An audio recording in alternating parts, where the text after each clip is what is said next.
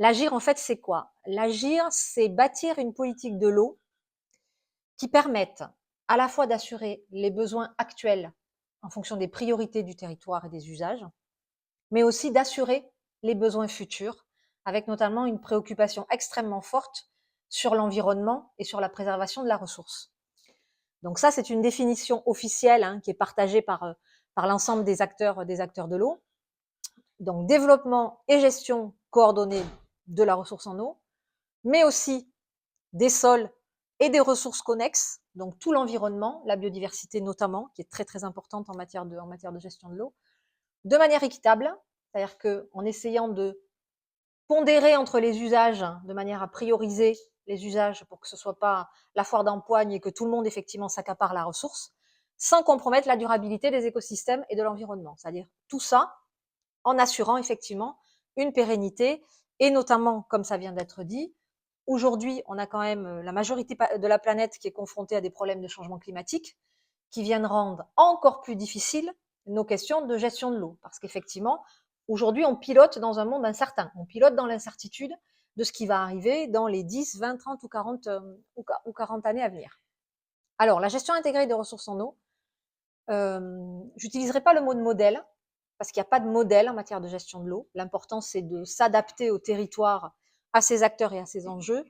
Elle a quand même des grands principes, qui sont des grands principes de politique publique, qui ont quand même fait leur preuve aujourd'hui en matière de gestion de l'eau.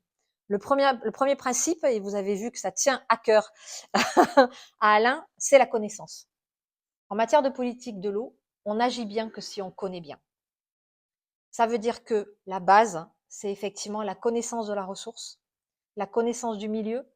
C'est aussi la connaissance des pressions qui agissent sur ce milieu-là, qui joue sur la ressource, qui agit sur la ressource, quelles sont les pressions qu'elle subit, et du coup, quelle politique on pourra déterminer derrière. Donc, savoir effectivement quelles sont les ressources en quantité et en qualité, c'est la base, effectivement, haute surface, eau souterraine, pluviométrie, enfin voilà, tout ce qui effectivement va impacter le cycle de l'eau, c'est effectivement la base de toute politique publique. Ça, c'est la première brique, c'est la première base, effectivement, dans les démarches qu'on est en train de faire.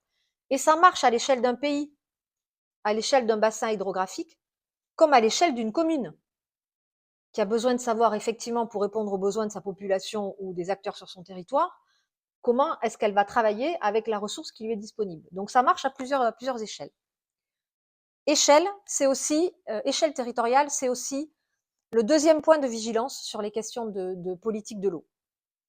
L'eau, j'ai l'habitude de dire en France, quand j'en parle, quand je présente une agence de l'eau française, c'est un ovni dans les politiques publiques. C'est la seule politique publique qui n'obéit pas au découpage administratif, l'eau. Parce que la bonne échelle de gestion de l'eau, c'est l'échelle du fonctionnement naturel de la ressource en eau. C'est le bassin hydrographique ou le sous-bassin. Donc l'échelle territoriale, c'est très très important. Ça ne veut pas dire que tout doit se décider à l'échelle du bassin ou du sous-bassin. En France, on a une expérience de gestion territoriale de l'eau qui maintenant a 60 ans. Les agences de l'eau, elles ont 60 ans cette année. Elles ont été bâties sur le modèle des grands bassins hydrographiques. Donc il y a 6 agences de l'eau en France qui couvrent 7 bassins. Elles ont décliné après leur politique sur les sous-bassins. Mais dans ces sous-bassins, il y a aussi d'autres échelles territoriales qui peuvent être pertinentes. Par exemple, une rivière, par exemple un cours d'eau, qui peut avoir des enjeux particuliers parce que il est utilisé de telle ou telle manière, il sert de telle ou telle manière, il a une métropole qui vient pomper pour son eau potable, il a des usages touristiques. Bon voilà, donc une rivière, ça peut être aussi une bonne échelle territoriale. La bonne échelle territoriale, ça peut être aussi une échelle déterminée en fonction des thématiques. Par exemple, en France, on a aussi des échelles d'intervention qui sont délimitées par les captages d'eau potable, ce qu'on appelle les périmètres stratégiques autour des captages d'eau potable. Là, le périmètre, il est déterminé par quoi? Il est déterminé par l'enjeu des pollutions agricoles sur les captages d'eau potable. C'est ça qui détermine le périmètre d'intervention. Donc, périmètre, c'est soit du territorial, soit du thématique. Et parfois, ça peut être les deux. On a en France aussi le dernier grand outil qui a été créé, c'est ce qu'on appelle les PTGE, les plans territoriaux de gestion de l'eau. Là, la thématique, c'est la gestion quantitative. C'est les territoires en France où on manque d'eau, où on manque de mètres cubes. Le point d'entrée, c'est ça. C'est-à-dire avec le changement climatique, tous ces endroits dans les bassins français où l'été, pendant 4 mois, on ravitaille les communes avec des camions citernes. ce qui, il y a encore 10 ans, n'existait pas en France. Aujourd'hui, ça existe. Dans le bassin Adour-Garonne, dans le sud-ouest de la France, lors de la dernière grande sécheresse estivale, il y a des communes de Corrèze qui ont été ravitaillées par camion-citerne jusqu'au mois de janvier. Ça veut dire que la sécheresse, elle a duré de l'été jusqu'à l'hiver. Ça, c'est des situations inédites qu'on n'avait jamais vues. Donc, ça demande des outils et des échelles de travail différentes. Autre grand principe, ou en tout cas point sur lequel il est intéressant de travailler, la politique de l'eau, c'est de la politique de temps long. Le milieu aquatique, la ressource en eau, elle ne réagit pas en un claquement de doigts par rapport aux politiques et aux démarches qui sont mises en place. Donc, depuis le début, c'est des politiques qui sont organisées sous l'angle de la planification. On travaille sur du moyen et sur du long terme. C'est ça le point aussi important.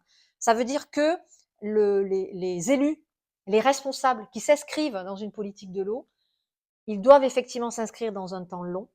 Les résultats ne vont pas arriver de suite, mais c'est le seul moyen, effectivement, pour arriver à traiter les enjeux et les priorités, mettre en œuvre en animation les acteurs, c'est ce que je vais traiter après.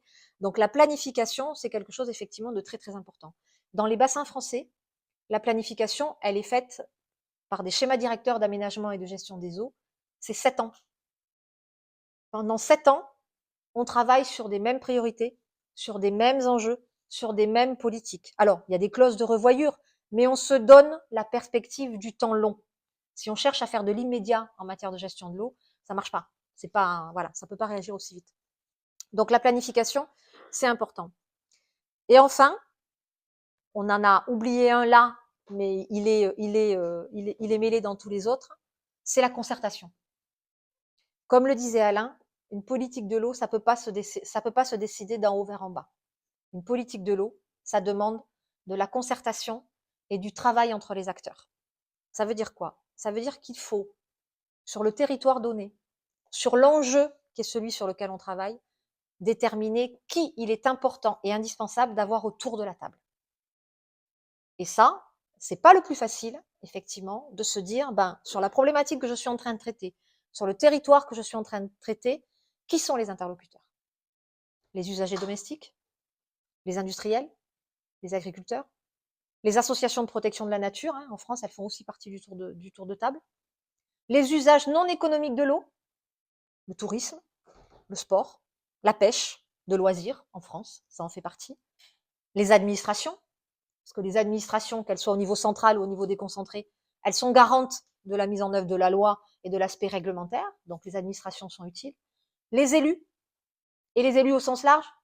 Dans les comités de bassin en France, on a des élus qui représentent les grandes collectivités, les petites collectivités, les collectivités du littoral, les collectivités de la montagne, les collectivités du monde rural, les collectivités, voilà, de tout ce qu'on peut trouver comme acteurs dont la voix est importante pour bâtir des politiques. La concertation, c'est vraiment un point extrêmement important parce que ça permet de valider la connaissance, ça permet de valider le diagnostic. Si on n'est pas d'accord sur le diagnostic, la politique, elle sera bancale dès le départ. Il faut qu'on soit d'accord sur d'où on part, quel est le panorama de départ. La concertation, elle est hyper importante aussi parce que c'est avec les bons acteurs qu'on définira la bonne échelle d'intervention. Donc là aussi, il y a un enjeu très très fort dans les acteurs qu'on met autour de la table. La planification, c'est pareil. Qui va signer en bas de la feuille de route? Qui va dire, OK, je suis d'accord, on y va. On part sur ces objectifs-là, on part sur cette politique-là. Il faut qu'ils soient tous là, les bons acteurs. Parce que si on fait une planification et des programmes, mais qu'on a loupé la moitié des acteurs, c'est sûr qu'à la fin, on ne sera pas au résultat qu'on avait escompté. Et enfin, dernier point, qui n'est pas le plus simple, que ce soit en Mauritanie ou dans tous les pays du monde, c'est comment on finance tout ça. Comment ça se finance une politique de l'eau? C'est pas facile, parce que, comme je l'ai dit, c'est de la politique de long terme, donc il faut un financement assuré sur du long terme. Il faut que ce soit équitable. En France, on a un principe qui guide la politique publique de l'eau, c'est le principe pollueur-payeur, préleveur-payeur. C'est-à-dire qu'on a bâti tout le système économique de financement de la politique de l'eau sur la participation des usagers de l'eau. Donc ça, c'est un modèle. Il a ses limites, mais effectivement, à un moment ou à un autre, il faut dégager des moyens dont on a la visibilité sur le suffisamment long terme pour pouvoir assurer le financement des infrastructures, des politiques et des démarches. Donc il faut qu'il soit tenable dans le long terme, soutenable et équitable, parce qu'effectivement, tous les acteurs qui sont autour de la table ne peuvent pas contribuer à la même échelle, à la même hauteur, au financement de la politique publique de l'eau. Donc, il y a des financements qui se déterminent par rapport aux impacts sur la ressource, mais il y a aussi des financements qui se déterminent par ce qui est soutenable.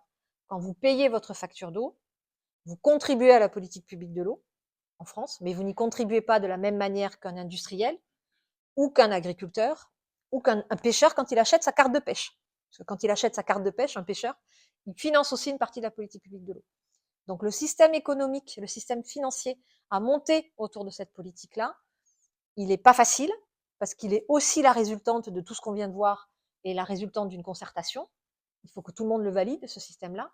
Mais c'est un point très, très important, qu'on soit sur de la politique publique en général ou sur un service d'eau pour une commune ou une intercommunalité en France, puisqu'aujourd'hui, c'est les intercommunalités qui ont la compétence eau et assainissement.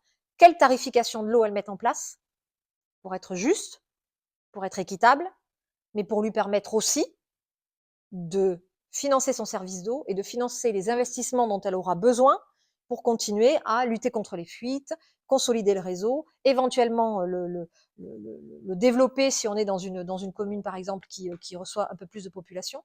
Donc le système de financement, c'est aussi un sujet très, très important. Ces principes-là, ça marche partout. C'est ce qu'on appelle très souvent le modèle français de gestion de l'eau, parce qu'effectivement, en France, ça fait 60 ans que la politique de l'eau, elle est organisée sur ces systèmes-là. Il y a 60 pays dans le monde qui s'en inspirent, chacun avec son adaptation. C'est pour ça que je dis que c'est pas un modèle, en fait.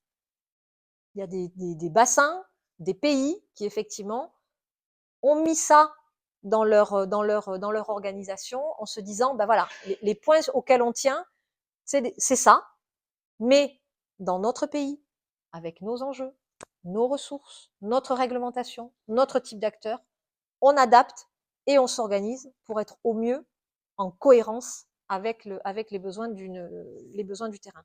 Un pays qui a de l'eau, un pays qui a pas d'eau, forcément, ça gère pas de la même manière.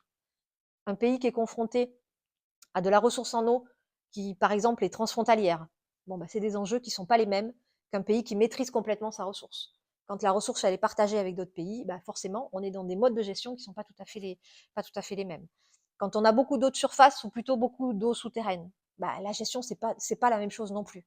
Voilà. Donc il y a tout un ensemble de situations qui font que tout ça, ça ne marche pas par principe, ça marche dans l'adaptation qu'on en fait sur le territoire, qui est celui qui va porter la politique de l'eau. Voilà. Je vais pas plus loin.